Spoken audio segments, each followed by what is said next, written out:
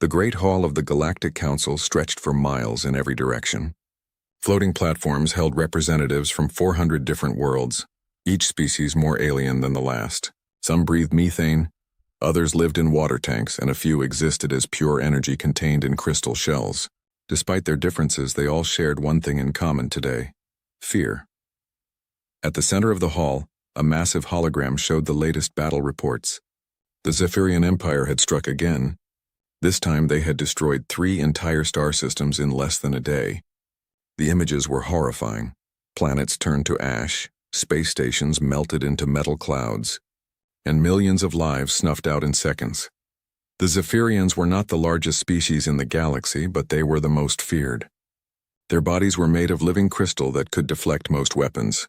Their ships were black as space itself and bristled with quantum disruptors, weapons that could tear apart matter at the smallest level. When a quantum disruptor fired, whatever it hit simply stopped existing. Council Speaker Thelvan, a tall being with blue skin and 6 arms, called for order. Her voice carried across the hall through translation devices that turned her words into sounds each species could understand. "The Zephyrian Empire has ignored our peace treaties again," she announced. "They have declared war on the Alteran Trade Federation. All 17 worlds in that system have already surrendered without firing a single shot." A low murmur ran through the assembly. This was always how it went.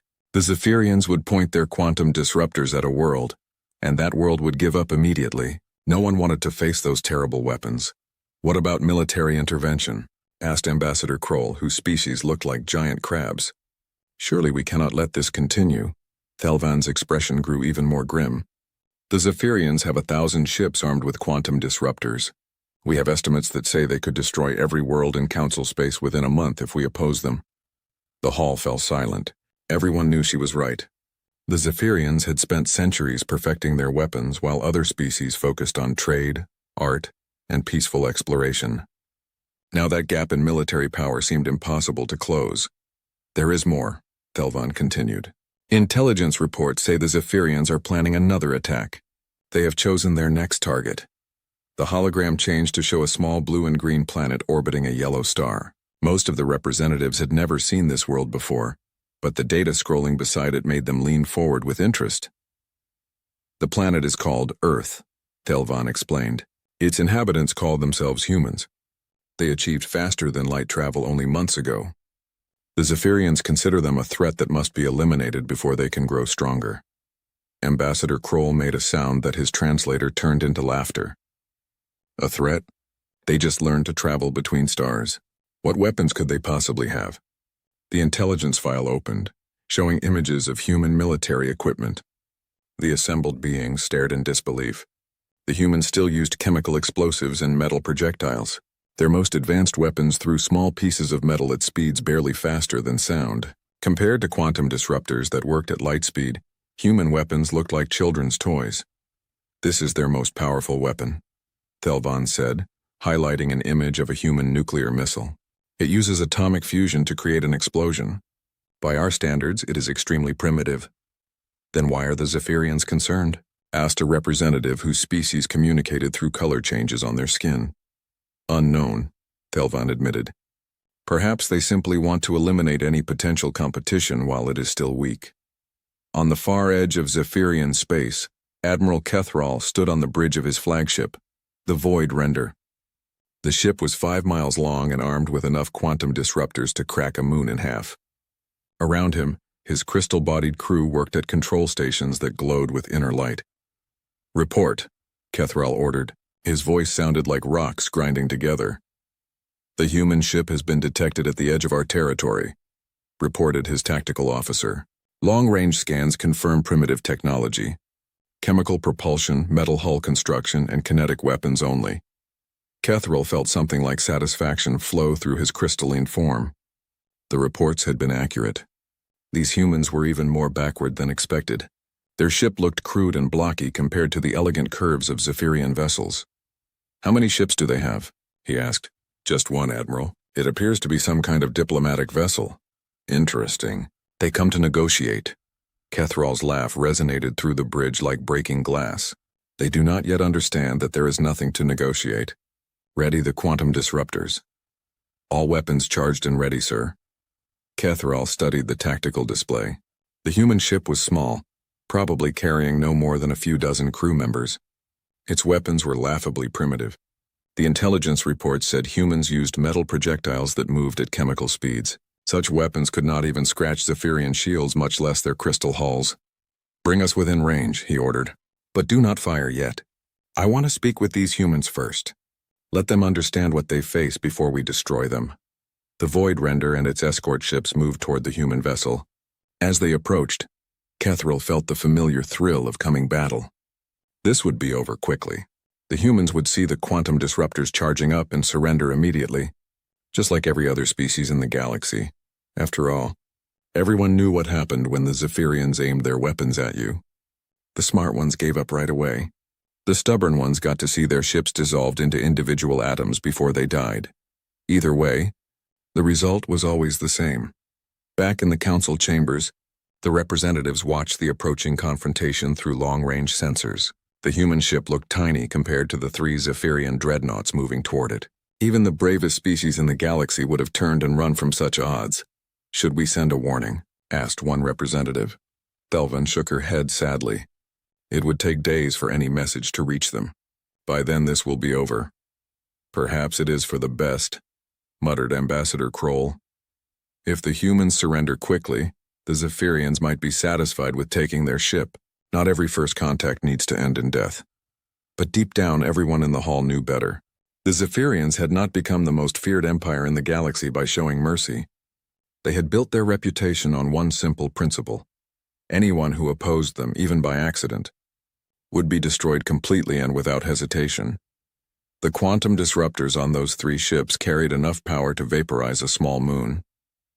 Against one primitive human vessel, it would be like using a star destroyer to swat a fly. "May their deaths be quick," whispered Thelvan, and throughout the hall, 400 different species offered prayers for the humans they had never met. None of them could imagine what was about to happen. In their long history of galactic civilization, no species had ever reacted to Zephyrian weapons with anything but immediate, overwhelming terror. But then again, no species like humanity had ever existed before. The human ship Defiance dropped out of faster-than-light travel with a flash of blue energy. Captain Sarah Chen stood on the bridge looking out at the stars through the main view screen.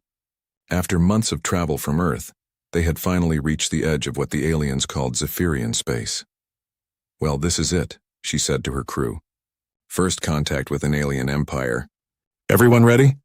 Her security chief, Marcus Rodriguez, checked his weapon for the 3rd time. It was a simple railgun that fired metal slugs using magnetic force.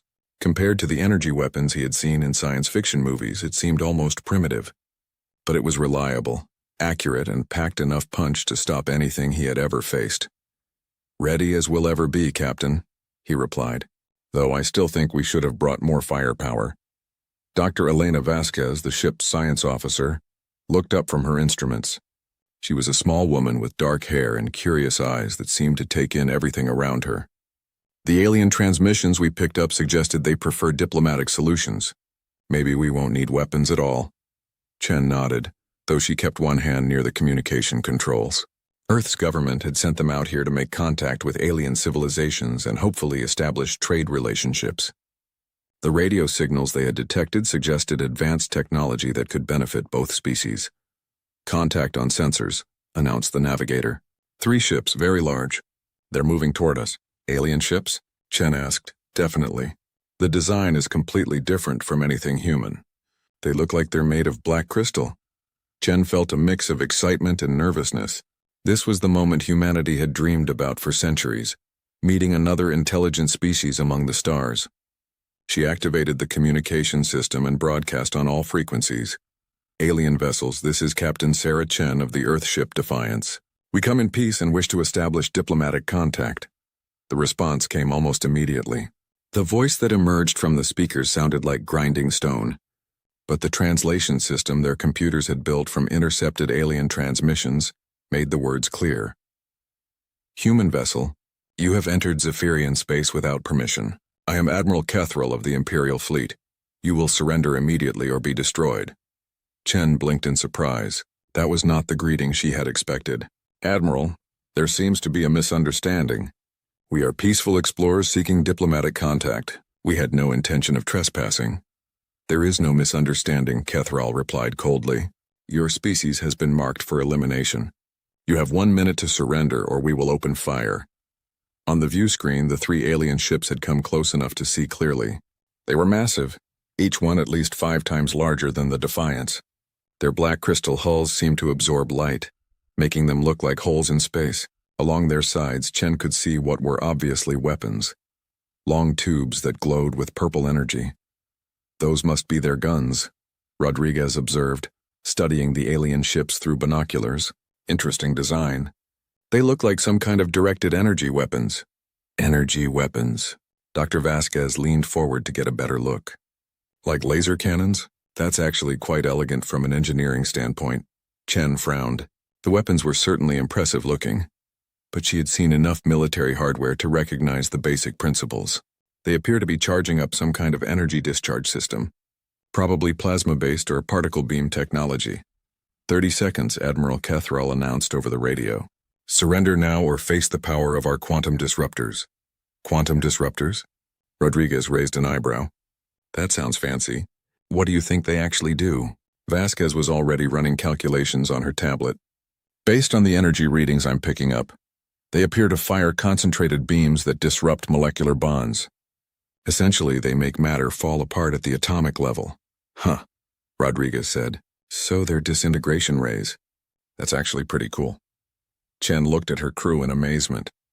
Here they were, facing alien superweapons pointed directly at their ship, and her people were discussing them like interesting pieces of technology rather than instruments of death. Time is up, Kethral announced. Prepare to witness the power that has conquered 1,000 worlds. The purple glow along the alien weapons grew brighter. Energy readings spiked as the quantum disruptors reached full charge. Then, with a flash of violet light, all 3 ships fired at once. The beams struck a large asteroid floating nearby. For a moment, nothing seemed to happen. Then the entire asteroid simply vanished as if it had never existed at all. Not even dust remained. Chen's crew watched this display with professional interest. Impressive range and targeting, Rodriguez noted. Clean disintegration with no secondary debris. That would be useful for mining operations. The power requirements must be enormous, Vasquez added. I'm reading massive energy expenditures from their ships. They probably can't fire those weapons very often without recharging. Did you see that, humans? Kethral's voice boomed over the radio. That asteroid was larger than your entire ship. In seconds, our quantum disruptors reduced it to nothing. This is the fate that awaits all who oppose the Zephyrian Empire. Chen activated her microphone. Admiral, that was certainly an impressive demonstration. Your mining technology is quite advanced. We would be interested in discussing possible trade agreements for such equipment. Silence filled the radio channel for several long seconds. When Kethral spoke again, his voice carried a note of confusion. Mining technology? Those were quantum disruptors, the most feared weapons in the galaxy. Oh, Chen replied. You mean those are weapons? They look very similar to the industrial plasma cutters we use for asteroid processing. Yours have a nice purple color, though. Ours are usually more of a blue-white. On the Zephyrian flagship, Admiral Kethral stared at his communication officer in disbelief. Did they just compare our quantum disruptors to mining equipment? Yes, Admiral, the officer replied, his crystal form flickering with confusion. They seemed genuinely unimpressed. Kethral had conquered dozens of star systems using these same tactics. The mere sight of quantum disruptors charging up was enough to make entire fleets retreat in terror. These weapons could disintegrate any known material in seconds. They were the ultimate expression of Zephyrian technological superiority. And the humans thought they looked like mining lasers. Perhaps they do not understand, suggested his tactical officer. They are a primitive species. They may not comprehend what they are seeing. Kethral nodded slowly. That had to be it. The humans were too backward to recognize advanced weapons when they saw them. He would have to explain things more clearly. Human vessel, he broadcast. These are not mining tools. These are weapons of war. They can destroy your ship instantly. You should be afraid. Another pause, then Captain Chen's voice came back, sounding genuinely puzzled. Afraid of what exactly? They're just big energy projectors. We've been building similar devices for decades. Yours are certainly more advanced, but the basic principle is the same. "We can vaporize your ship," Kethril roared. "Well, yes," Chen replied calmly. "Most weapons can destroy most targets if you apply enough energy. That's kind of how physics works."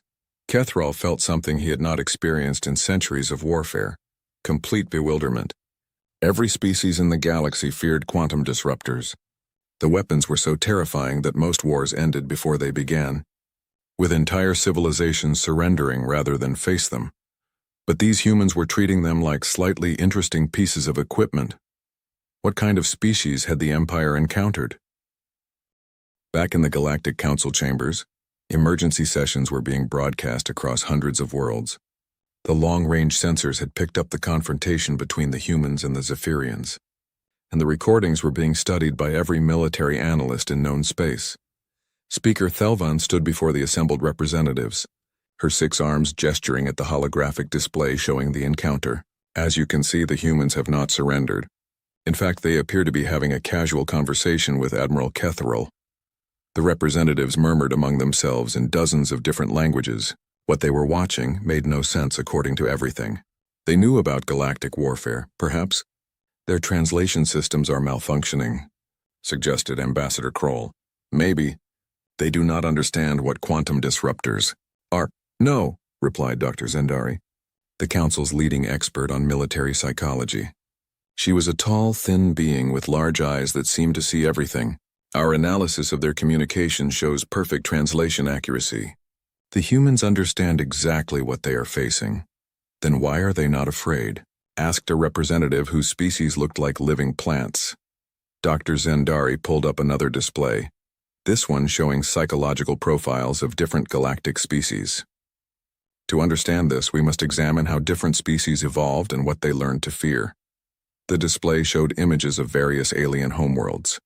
Most were peaceful places where the dominant species had evolved as herbivores or had developed advanced technology early enough to eliminate natural predators.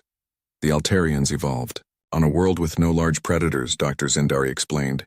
The Zephyrians themselves developed crystal bodies that made them nearly invulnerable to physical attack.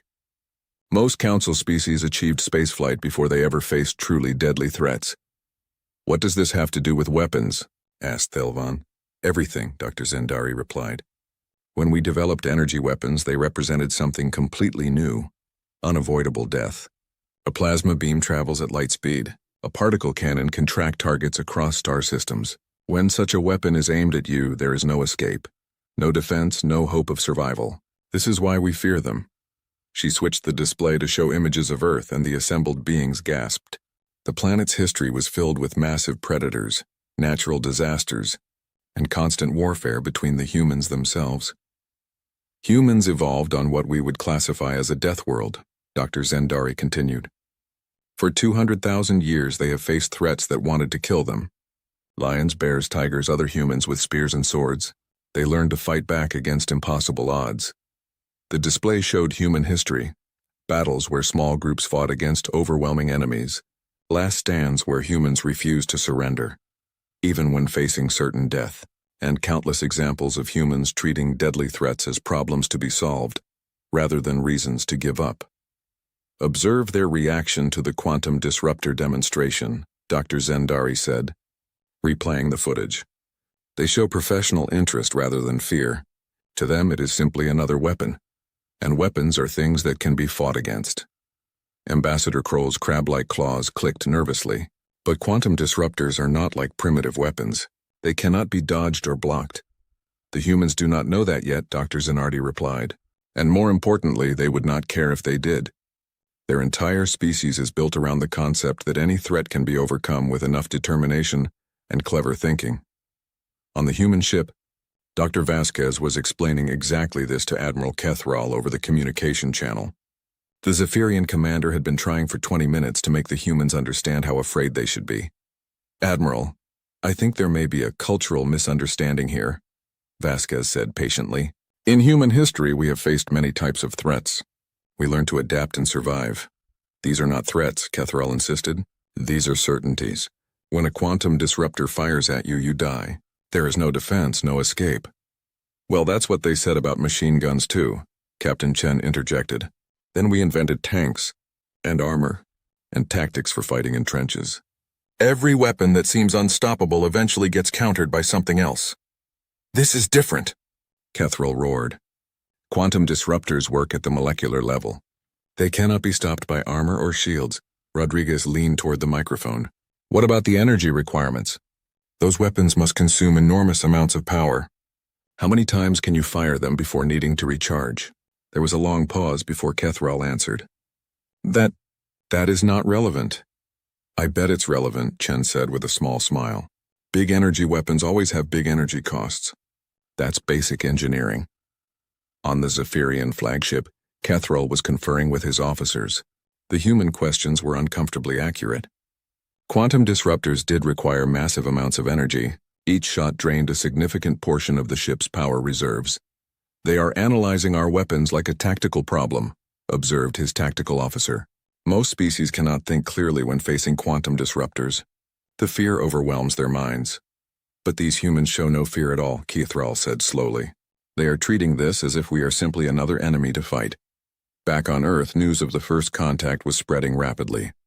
Humans around the world watched the live broadcast with excitement rather than terror. The alien weapons looked impressive, but they were still just weapons. Humans had been fighting and defeating weapons for millennia. Military analysts studied the footage with professional interest. Energy-based directed fire systems, noted General Patricia Hayes, chairman of Earth's Joint Chiefs of Staff. Significant power requirements, probably limited rate of fire. Classic long-range siege weapons. What's our assessment for countermeasures? Asked President Martinez during an emergency briefing. Multiple options, Hayes replied. Close-range engagement to prevent proper targeting.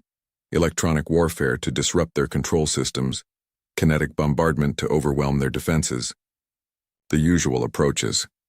They destroyed that asteroid pretty thoroughly, observed the Secretary of Defense. Yes, but they needed 3 ships firing simultaneously to do it, Hayes pointed out. And they had to charge their weapons for over 30 seconds first. In a real battle, we'd have plenty of time to react. This was the fundamental difference between humans and every other species in the galaxy. When other beings saw quantum disruptors, they saw unstoppable instruments of death. When humans saw them, they saw expensive, slow-firing energy weapons with obvious tactical limitations. Dr. Zendari was explaining this same concept to the Galactic Council. Humans do not have a proper fear response to energy weapons because they evolved to fight physical threats. Their minds automatically begin analyzing weaknesses and developing countermeasures. But surely they understand they are outgunned, protested one representative. That is another cultural difference, Dr. Zendari replied. Most species see overwhelming odds as a reason to surrender. Humans see overwhelming odds as an interesting challenge. She pulled up more examples from human history. Tiny groups of soldiers holding off massive armies. Explorers crossing deadly terrain that everyone said was impossible. Inventors creating solutions to problems that everyone said could not be solved. This is their nature, she concluded.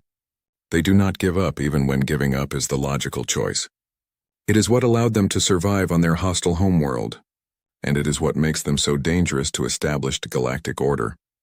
As if to prove her point, Captain Chen's voice came over the transmission from the confrontation site. Admiral Kethril, we appreciate the demonstration of your technology. Now shall we discuss trade agreements, or do you intend to keep waving those energy projectors around all day? The silence that followed was so complete that beings across the galaxy could hear their own breathing. Never in recorded history had anyone spoken to a Zephyrian admiral with such casual dismissal. And somewhere in the darkness of space, 3 of the most powerful warships ever built faced off against one primitive human vessel, whose crew refused to understand that they should already be dead. Admiral Kethril had reached the limit of his patience. For over an hour, he had tried to make the humans understand the hopelessness of their situation. Instead, they had asked technical questions about his weapons, compared them to mining equipment, and treated him like a minor inconvenience. Enough, he roared over the communication channel. You will learn to fear Zephyrian power. All ships prepare for final assault. We will show these humans what happens to those who mock the Empire. On the human ship, Captain Chen sighed and looked at her crew. Well, it looks like diplomacy is off the table. Rodriguez, what's our tactical situation? Her security chief studied his instruments. 3 enemy ships, roughly 5 times our mass each. Energy weapons with high destructive potential but limited rate of fire. They'll probably try to engage at long range where those big guns are most effective. Recommendations? Close the distance fast. Get inside their minimum engagement range. Those quantum disruptors looked like siege weapons, powerful but not designed for close combat. Dr. Vasquez looked up from her science station. I've been analyzing their energy signatures. Each shot from those weapons drains about 15% of their total power. They can only fire 6 or 7 times before needing to recharge their entire power grid. Perfect, Chen said. Navigation, plot and intercept course. Maximum acceleration. Rodriguez, prep all weapon systems. Aye, Captain, came the replies. The Defiant suddenly changed direction, its fusion engines roaring to full power. Instead of retreating or trying to negotiate further, the human ship accelerated directly toward the 3 Zephyrian dreadnoughts. On the bridge of the Void Render, Kethril stared at his tactical display in disbelief. They are attacking us? Yes, Admiral, his tactical officer confirmed. The human ship is on a direct intercept course. Time to contact, 4 minutes. This is madness, muttered his weapons officer. 1 ship against 3? They must be suicidal. Kethril quickly considered his options. The humans were closing distance rapidly, but that actually made things easier. At close range, the quantum disruptors would tear their primitive ship apart in seconds. All ships prepare to fire, he ordered. Target the human vessel. Full spread, maximum power. The 3 Zephyrian ships moved into firing formation. Their quantum disruptors began charging with that familiar purple glow. In space combat, this was the moment when most enemies would break off their attack and retreat in terror. The human ship kept coming. 2 minutes to contact, reported the tactical officer. They show no signs of slowing down. Then they will die, Kethril said coldly. Fire when ready. The quantum disruptors reached full charge. Purple beams lanced out across space toward the approaching human ship. But something was wrong. The targeting systems, designed to lock onto the energy signatures of other spacecraft, were having trouble maintaining a lock on the human vessel. Target acquisition is unstable, reported the weapons officer. Their propulsion system is interfering with our sensors. The quantum disruptor beams missed by hundreds of meters. The human ship continued its relentless approach, now close enough that Kethril could see details of its construction. It looked crude and blocky compared to the elegant curves of Zephyrian vessels. But it was moving faster than any ship its size should be able to go. Recharge weapons, Kethril ordered. Fire again, but the second volley also missed. The human ship was moving too fast and changing direction too often for the quantum disruptors to track properly. Weapons designed to destroy large, slow-moving targets at long range were proving useless against a small, agile opponent that refused to follow standard tactical doctrine. 1 minute to contact, announced the tactical officer, his crystal form flickering with nervousness. Admiral, called the communications officer. The humans are transmitting. Captain Chen's voice filled the bridge. Admiral Kethril, we're coming alongside for a closer look at your ships. Please hold still so we don't accidentally bump into you. They want us to hold still? Kethril could barely comprehend what he was hearing. While they attack us? 30 seconds to contact. They are opening weapons ports. Kethril finally got a good look at the human weapons as they extended from the Defiance. They were small, primitive-looking tubes that bore no resemblance to any military hardware he had ever seen. They looked more like construction equipment than weapons of war. What are those? He asked. Unknown, Admiral. They appear to be some kind of magnetic acceleration devices. The human ship was now so close that it filled half the view screen. At this range, the quantum disruptors couldn't target it without risking damage to their own ships. Kethril felt a moment of grudging respect for the human. Tactical thinking, they had identified his weapon's weakness and exploited it perfectly. Then, the humans opened fire. The railguns on the Defiance launched streams of metal, slugs at 15% of light speed. The projectiles, each no larger than a human fist, struck the Zephyrian shields with devastating force. Energy barriers designed to deflect plasma and particle beams offered no resistance to solid matter. Moving at relativistic speeds, the slugs punched through the shields like they weren't there and slammed into the crystal hulls of the Zephyrian ships. The Void Render shuddered under the impacts as chunks of its crystalline armor shattered and flew away into space. Impossible, Kethril roared.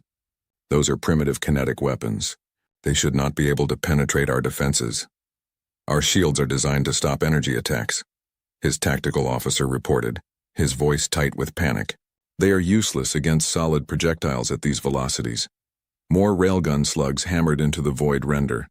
Warning lights flashed across the bridge as systems began failing. The beautiful crystal hull that had deflected laser fire and plasma bolts was cracking under the relentless bombardment of simple metal projectiles. Return fire, Kethril ordered desperately. Cannot target, Admiral. They are too close, moving too fast. Our quantum disruptors need time to charge and lock on. The human ship darted between the three Zephyrian vessels like an angry wasp, its railguns spitting death. It was too small and too agile for the massive alien ships to track with their siege weapons. Meanwhile, its simple kinetic guns were designed for exactly this kind of close-range engagement.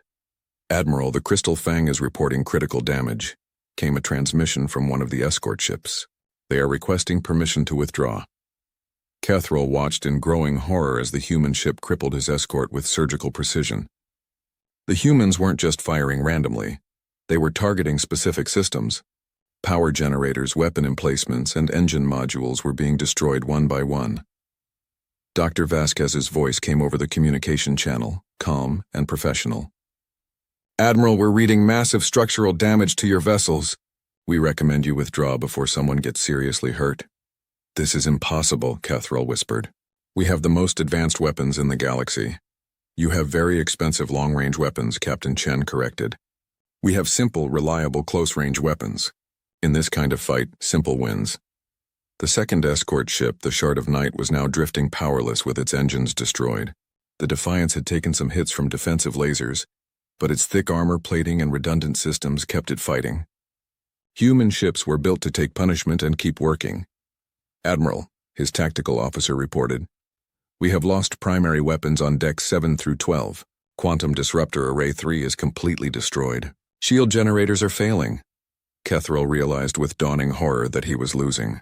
His mighty dreadnought, armed with weapons that could destroy planets, was being systematically dismantled by a single primitive human ship using metal bullets. Sir, came another transmission. The humans are launching some kind of missiles. Kethril looked at the tactical display. Small objects were separating from the human ship and moving toward his vessels. They looked crude and simple compared to Zephyrian smart weapons, but after what he had seen today, he was no longer underestimating human technology. Point defense systems. Engage those missiles, he ordered. The Zephyrian laser defense grid activated, sending out dozens of precisely aimed beams to intercept the incoming projectiles. The lasers, designed to stop energy-based weapons and guided missiles, should have destroyed the human weapons easily. Instead, the human missiles seemed to ignore the laser fire completely. They weaved through the defensive beams like living things, their crude guidance systems somehow more effective than advanced Zephyrian targeting computers. How are they avoiding our defenses? Kethril demanded. Unknown, Admiral. Their guidance systems appear to be intuitive rather than computational. The missiles struck the void render and exploded. But these weren't energy explosions. They were simple nuclear fission devices that released massive amounts of heat and radiation. The crystal hull, designed to deflect directed energy, conducted the thermal shock throughout the entire ship structure. Cracks spread across the bridge viewport. Emergency systems activated as the ship's superstructure groaned under stresses it was never designed to handle. All around him, Kethril could hear the sound that no Zephyrian captain ever wanted to hear. His ship was breaking apart. Admiral, the tactical officer reported, his voice barely a whisper, we have lost the war. The Battle of Proxima Relay lasted 6 hours from first shot to final surrender. When it was over, the most feared fleet in the galaxy had been reduced to drifting wreckage by a single human ship with primitive weapons. Across the galaxy, beings who had lived in terror of Zephyrian quantum disruptors watched the recordings in stunned silence. The impossible had happened. The Zephyrian Empire, which had conquered 1,000 worlds through fear alone, had been defeated by a species that didn't know enough to be afraid. On the bridge of the Defiance, Captain Chen surveyed the damage around her. The ship had taken a beating, but human engineering had kept them fighting. Burned-out control panels sparked occasionally, and the air recycling system made worrying noises, but they were alive and victorious. Damage report, she requested. Hull breaches on decks 3 and 7, sealed and pressurized, Rodriguez replied. Main railgun battery is down to 60% capacity. We've lost 2 missile launchers and the backup navigation computer. Could be worse, Chen observed. What about the Zephyrians? Dr. Vasquez checked her sensors. 2 of their ships are completely disabled. The third, their flagship, is still technically operational but heavily damaged. I'm reading massive structural failures throughout their hulls. Any casualties? Their ships appear to be designed with excellent emergency systems. I'm detecting life signs on all 3 vessels, though many crew members are probably injured. Chen nodded. Despite being attacked without provocation, she felt no desire to slaughter helpless enemies. Open a channel to Admiral Kethrall. The view screen flickered to life, showing the bridge of the Void Render. The elegant crystal architecture was cracked and broken, sparks flying from damaged systems. Admiral Kethrall stood among the wreckage, his crystalline form dimmed with defeat. Admiral, Chen said formally, I'm prepared to accept your surrender. Your ships are disabled, and continued fighting will only result in unnecessary casualties. Kethrall stared at her for a long moment. In his entire military career, spanning over 2 centuries, no one had ever offered to accept his surrender. The Zephyrian Empire was the one that demanded surrender from others. How? He asked quietly. Our weapons are the most advanced in the galaxy. Our ships are the most powerful ever built. How did you defeat us with primitive technology? Chen considered the question carefully. Admiral, I think the problem is that you've been fighting the wrong kind of wars for too long. Your quantum disruptors are indeed very advanced. They're perfect weapons for intimidating enemies into surrender without fighting. But when someone actually wants to fight, they have serious weaknesses. What weaknesses? Kethrall demanded.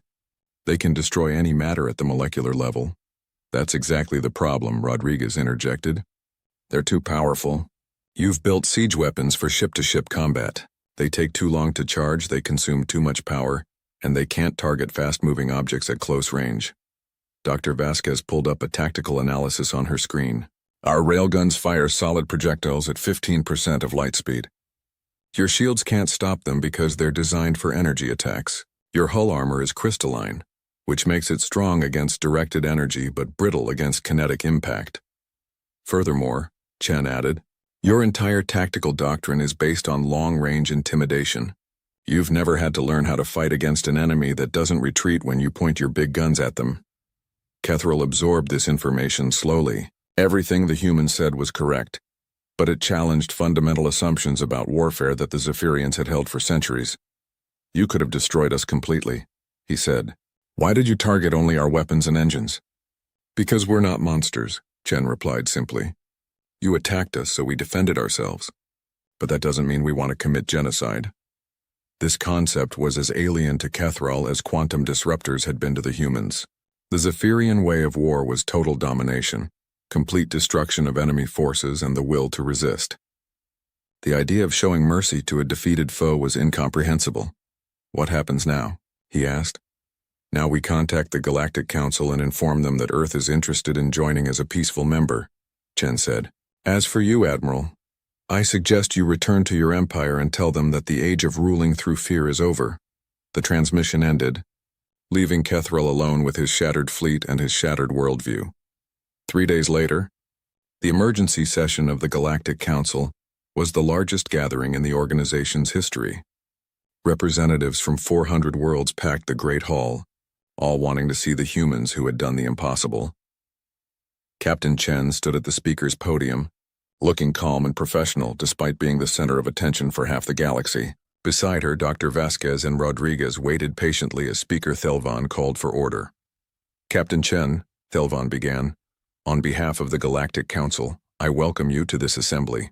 Your actions have changed the balance of power in our galaxy. Many worlds that lived in fear of the Zephyrian Empire are now free from that terror.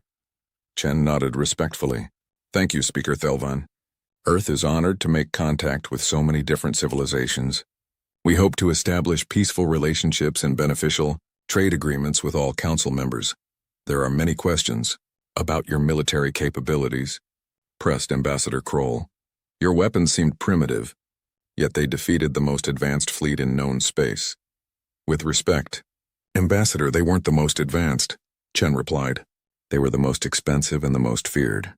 There's a difference. Dr. Vasquez stepped forward to address the assembly. The Zephyrian weapons represented the absolute pinnacle of energy-based technology. But they were designed to fight the last war, not the next one. When faced with simple kinetic weapons and aggressive tactics, they proved inadequate. "Are you saying our entire understanding of military technology is wrong?" asked a representative whose species communicated through scent patterns. "Not wrong," Rodriguez answered. "Just incomplete.